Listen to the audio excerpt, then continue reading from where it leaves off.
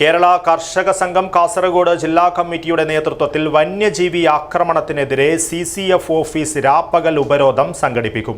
കിസാൻ സഭ അഖിലേന്ത്യാ general secretary Viju Krishnan ഉദ്ഘാടനം ചെയ്യും. നന്മയുള്ള മനസ്സ് പോലെയാണ് പരിശുദ്ധിയുള്ള സ്വർണവും എന്നും നിങ്ങൾക്കൊപ്പം. Roshy jewellery, bank road, അൻകോട്ട് road, Kasaragod.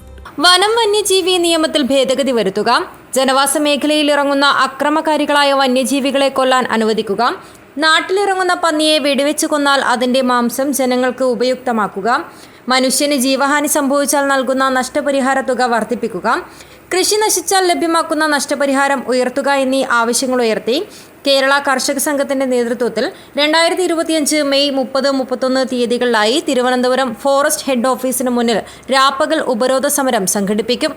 സമരത്തിന്റെ പ്രചരണാർത്ഥം മെയ് 22 മുതൽ 29 വരെ കാസർഗോഡ് മുതൽ തിരുവനന്തപുരം വരെയുള്ള മലയോര മേഖലകളിൽ കർഷക മുന്നേറ്റ ജാഥ സംഘടിപ്പിക്കുമെന്ന് ഭാരവാഹികൾ അറിയിച്ചു. EP ജയരാജൻ ജാഥ ലീഡറും വത്സൻ പനോളി ജാഥ മാനേജറുമായുള്ള ജാഥ മെയ് 22-ന് ബോവിക്കാനത്ത് കിസാൻ സഭ അഖിലേന്ത്യാ ജനറൽ സെക്രട്ടറി വിജു കൃഷ്ണൻ ഉദ്ഘാടനം ചെയ്യുമെന്നും ഭാരവാഹികൾ കൂട്ടിച്ചേർത്തു.